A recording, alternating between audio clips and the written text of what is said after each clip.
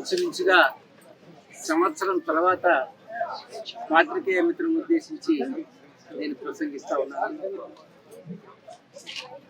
ఈరోజు శ్రీకాకుళం జిల్లా రెడ్డి సంక్షేమ సంఘం ఆత్మీయ సభకు నన్ను ఆహ్వానించడం జరిగింది. సభను ఉద్దేశించి ప్రసంగించడం జరిగింది. ఇటువంటి సమావేశాలు మరి అన్ని జిల్లాల్లో కూడా నిర్వహించుకోవాలి అన్నటువంటి విషయాన్ని ఒక్కడించడం జరిగింది.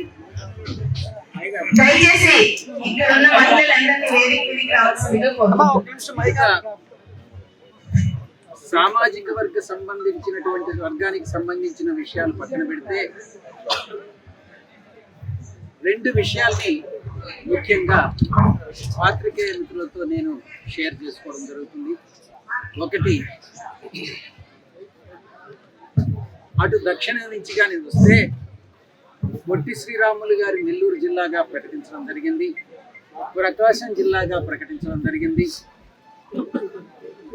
గౌరవ ఎన్టీఆర్ జిల్లాగా ప్రకటించడం జరిగింది, అంబేద్కర్ గారి కోనసీమ జిల్లాగా ప్రకటించడం జరిగింది, అన్నమయ్య జిల్లాగా ప్రకటించడం జరిగింది. ఆ తర్వాత ఇవన్నిటినీ కూడా చూసిన తర్వాత స్వాతంత్ర సమర యోధుడు అల్లూరు సీతారామరాజు రాజు గారి జిల్లాగా ప్రకటించడం జరిగింది. ఇవన్నీ చూసిన తర్వాత నేను ప్రభుత్వాన్ని, ముఖ్యమంత్రి గారిని, ఉప ముఖ్యమంత్రి గారిని ఇద్దరిని కూడా ఇప్పుడు నేను విజ్ఞప్తి చేస్తా ఉన్నాను. మొట్టమొదటి స్వాతంత్ర యోధుడు, ఈవెన్ సిపాయిల తిరుగుబాటు కన్నా ముందుగా స్వాతంత్ర సమరానికి శంఖారావం పూరించినటువంటి సైరా నరసింహారెడ్డి, అంటే ఉయ్యాలవాడ నరసింహారెడ్డి గారికి జిల్లాని, ఆయన కర్నూలు జిల్లాలో పుట్టడం జరిగింది. ఆ జిల్లాని ఉయ్యాలవాడ నరసింహారెడ్డి కర్నూలు జిల్లాగా ప్రకటించమని నేను ప్రభుత్వాన్ని కోరుతా ఉన్నాను. అలా చేసినట్లయితే ఒక స్వాతంత్ర సమర యోధుడికి, ఒక సామాజిక వర్గాలకి చూడకుండా మనం ఈ యొక్క పేర్లు పెట్టినట్లయితే వారిని, ఆ యొక్క సామాజిక వర్గాన్ని గౌరవించినట్టు అవుతుంది అన్నటువంటి విషయాన్ని తెలియజేస్తాం. మన హయాంలో ఎలాగైతే మా యొక్క అప్పట్లో ప్రియతమ నాయకుడు, గౌరవ ముఖ్యమంత్రిగా ఉన్నటువంటి స్వర్గీయ రాజశేఖర రెడ్డి గారి పేరుతో కడప జిల్లాని నామకరణం చేశారో, అలాగే ఉయ్యాలవాడ నరసింహారెడ్డి కర్నూలు జిల్లాగా ప్రకటించమని నేను ముఖ్యమంత్రి గారిని, ఉప ముఖ్యమంత్రి గారిని అభ్యర్థిస్తున్నాను ఈ సందర్భంగా. ఇక ఈ యొక్క భవన నిర్మాణానికి సంక్షేమ సంఘం, రెడ్డి సోదరుల సంక్షేమ సంఘం యొక్క భవన నిర్మాణాన్ని పూర్తిగా దానికి అయ్యే ఖర్చులు నేనే భరిస్తాను అన్నటువంటి విషయాన్ని నేను తెలియజేసుకుంటూ, ఈ యొక్క ఈరోజు రెడ్డి సోదరుల ఆత్మీయ సభకు హాజరు కావడం నాకు నిజంగా చాలా సంతోషదాయకరమైనటువంటి విషయం. ఈ యొక్క సమావేశం రాజకీయాలకు అతీతంగా, రాజకీయ పార్టీలకు అతీతంగా ఈ సమావేశం జరుపుకోవడం జరిగింది. ఇప్పుడు నేను రాజకీయాల్లో లేను, నేను ఒక వ్యవసాయదారునేనని మరొకసారి ఎన్ని కామెంట్స్ అయినా చేయొచ్చు.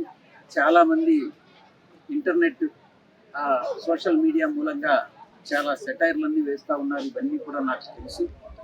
ఎప్పుడు మా యొక్క తండ్రి గారు వ్యవసాయవేత్తే, నేను చార్టెడ్ అకౌంటెంట్ అయ్యి ఆ తర్వాత రాజకీయాల్లో వచ్చి వివిధ పదవులు చేసిన తర్వాత తిరిగి రాజకీయాల నుంచి విరమించుకోవడం జరిగింది.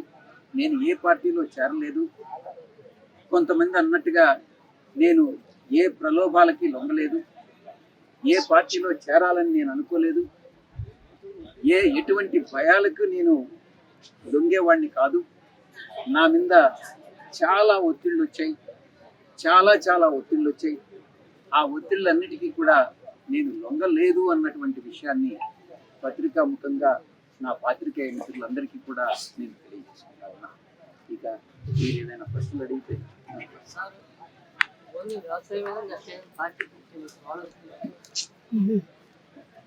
ఈరోజు మీరు అడిగినటువంటి సమయానికి నాకు ఆ ఉద్దేశం లేదు. అవసరమైతే ఈ యొక్క ఆంధ్ర రాష్ట్రంలో పరిపాలన కుంటుపడినా లేకుంటే నేను రాజకీయాల్లో తిరిగి ప్రవేశించాల్సినటువంటి అవసరం వచ్చినా నేను వెనుకాడను అన్నటువంటి విషయాన్ని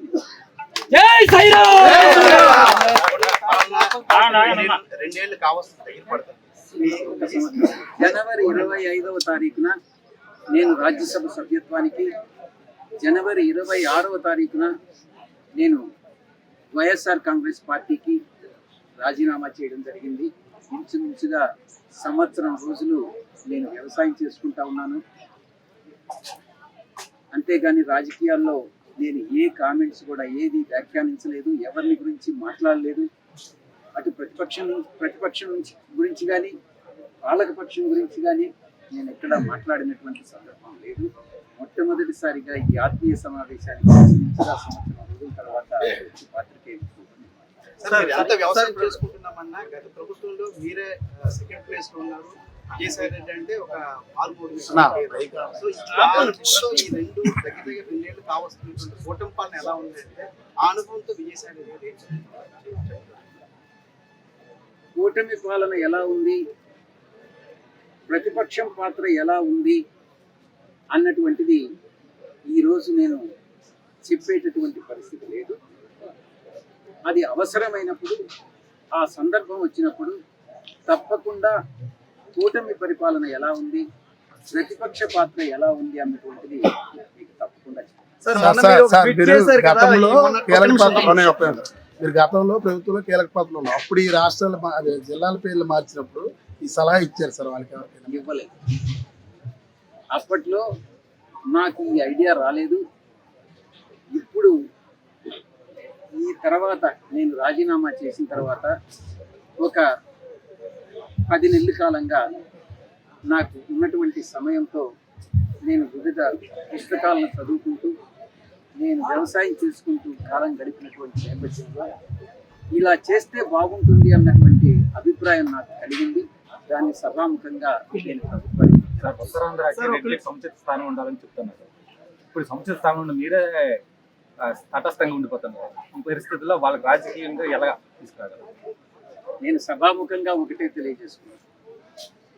నేను ఉత్తరాంధ్ర ఇన్ఛార్జిగా ఉన్నప్పుడు ఇక్కడ ఉన్నటువంటి అన్ని సామాజిక వర్గాలు, రెడ్డిక సామాజిక వర్గం కానీ, యాదవ సామాజిక వర్గం కానీ, కాపు సామాజిక వర్గం కానీ, వెలమ సామాజిక వర్గం కానీ, ప్రతి సామాజిక వర్గాన్ని, ఇంకా మన కాళింగ సామాజిక వర్గంలో ఉన్నటువంటి వాళ్ళని కానీ ప్రతి ఒక్కరికి కూడా సముచితమైనటువంటి స్థానం అటు ప్రభుత్వంలోనూ ఇటు పార్టీలోనూ ఉత్తరాంధ్ర ఇన్ఛార్జిగా నేను కల్పించానని గర్వంగా చెప్పుకుంటా ఉన్నాను. ఫిషర్మెన్ ముఖ్యంగా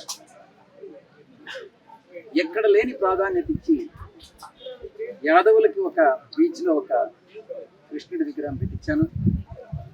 ఫిషర్మెన్కి, మత్స్యకారులకి బీచ్లో ఒక టెంపుల్ కూడా కట్టించాను. ప్లాట్ఫామ్ వేసి టెంపుల్ కట్టించడం జరిగింది వాళ్ళ దేవతలను పూజించుకోవడానికి.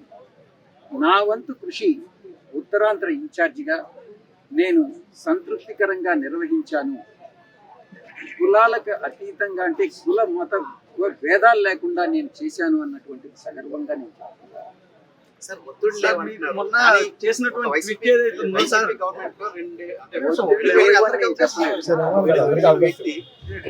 విపరీతమైనటువంటి ఒత్తిడి నా పైన వచ్చింది. ఒత్తిళ్లకు లొంగలేదు, భయపడలేదు. ప్రలోభాలకు లొంగే వ్యక్తి ఈ విజయసాయి రెడ్డి కాదు, భయానికి లొంగేటటువంటి వ్యక్తి విజయసాయి రెడ్డి కాదు అని నేను. అటువంటి వ్యక్తి ఎందుకు ఈ మార్పు వ్యవసాయం వైపు ఎందుకు అంతగా మళ్ళీపోయారు? వెలిగినటువంటి వ్యక్తి మార్పు కారణం ఏంటంటే మారినటువంటి రాజకీయ పరిస్థితుల్లో వైఎస్ఆర్ కాంగ్రెస్ పార్టీలో నేను గతంలో చెప్పినట్టుగా మా యొక్క అధినాయకుడి చుట్టూ ఉన్నటువంటి కోటరి నా పట్ల వ్యవహరించినటువంటి తీరు, మా నాయకుడు వారి మాటలు విని నేను ఒక అంతర్మథనానికి లోనై ఒక నిర్ణయం తీసుకోవడం జరిగింది. అంతేగాని వేరే ఇంకేది కాదు. సార్, ప్రధానంగా వైసీపీలో మీరు నెంబర్ 2గా ఉన్నారు. జగన్మోహన్ రెడ్డి తర్వాత మీరే. అలాంటి పరిస్థితుల్లో ఇప్పుడు మీరు లేకపోవడంతో ఒక చాలా కార్యకర్తలు కానీ నేతలు కానీ ఒక గ్యాప్ ఉంది అనేటటువంటి దీనిలో ఉన్నారు. వాళ్ళు కూడా చెప్తున్నటువంటి పరిస్థితులు మేము వింటున్నాము. నేను అట్లయితే అలా భావించట్లేదు. జగన్మోహన్ రెడ్డి గారు సమర్థుడు. ఆయన పార్టీని మేనేజ్ చేసుకోగలడు. నేను ఒక్కటే ఆయన్ని అభ్యర్థిస్తున్నాను, చుట్టుపక్కల ఉండేటటువంటి నిబద్ధత లేని వ్యక్తుల మాటలు వినవద్దు అని ఒక్కటే నేను జగన్మోహన్ రెడ్డి గారిని ఈ సందర్భంగా అభ్యర్థిస్తున్నాను. వారి మాటలు, నిబద్ధత లేని వ్యక్తుల మాటలు, చుట్టూ ఉన్నటువంటి వాళ్ళ మాటలు విని ఆయన తప్పుదారి పట్టించుకోవద్దు. అదే పరిస్థితి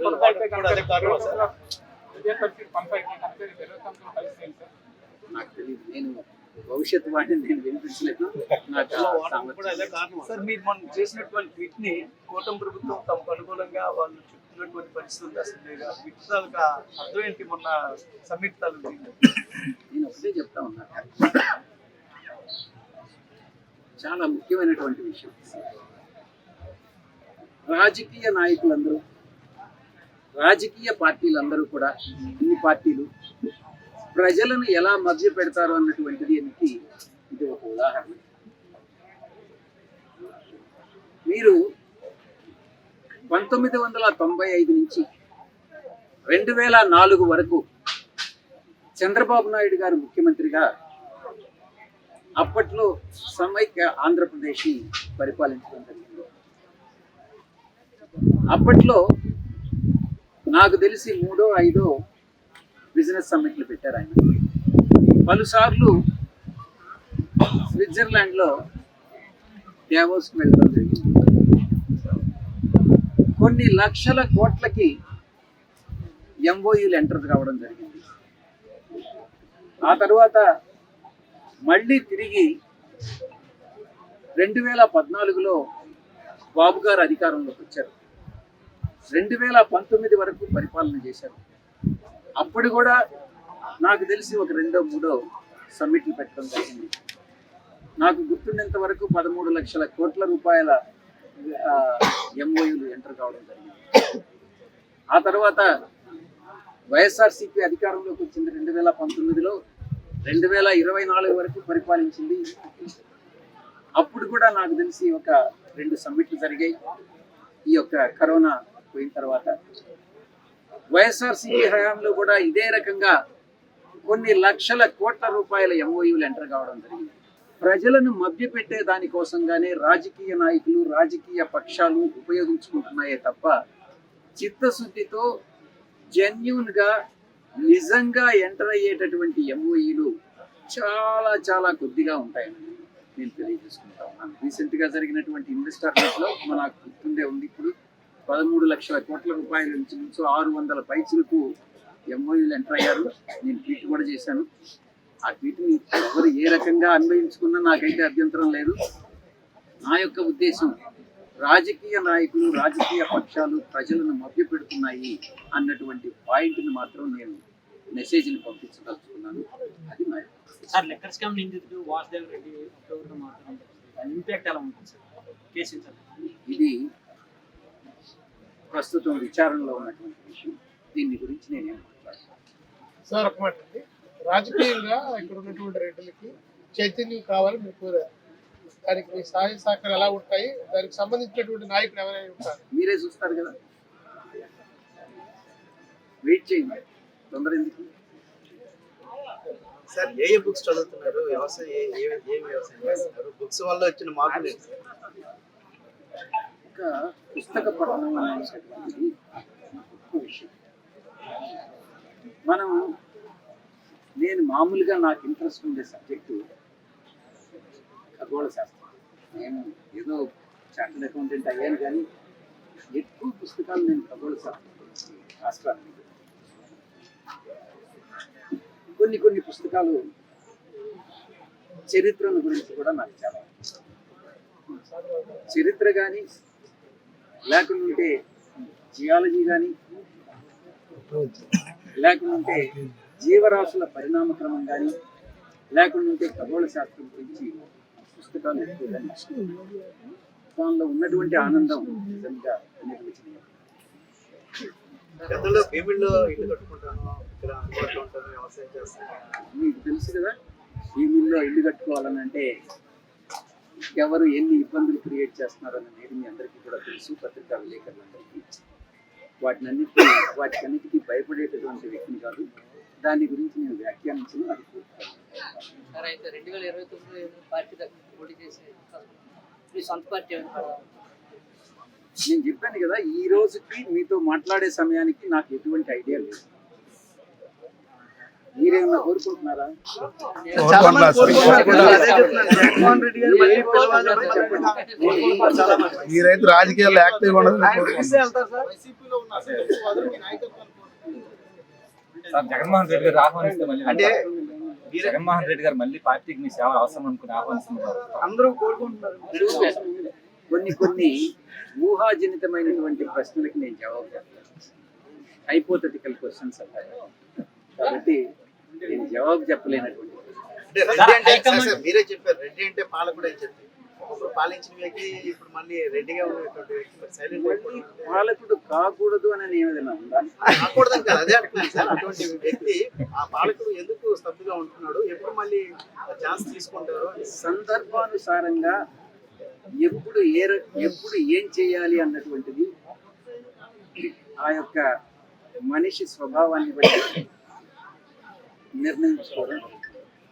సో ఈ యొక్క సంవత్సర కాలం పాటు ఈ యొక్క సందర్భాన్ని బట్టి నేను రాజకీయాలకు దూరంగా ఉండాలని ఇప్పటి వరకు నిర్ణయించుకుంటున్నాను. అవసరం వస్తే సార్ బీజేపీ నుంచి కానీ జనసేన నుంచి కానీ పిలుపు ఏమైనా వచ్చిందా? ఏ పార్టీలో చేరాలనేటటువంటి ఉద్దేశం ఈ రోజుగా రకరకాలుగా పేపర్లో మీరే రాశారు. నేనేదో బీజేపీలో చేరిపోతున్నానని, తెలుగుదేశం పార్టీలో చేరిపోతున్నానని, చంద్రబాబు నాయుడు గారితో చేతులు కలిపానని, పవన్ కళ్యాణ్ గారితో చేతులు కలిపానని. ఒక్కటైతే మాత్రం చెప్తాను, పవన్ కళ్యాణ్ గారు నాకు మిత్రుడు. ఈరోజు కాదు, ఒక 20 సంవత్సరాల నుంచి మా యొక్క స్నేహం వేరే, రాజకీయం వేరే.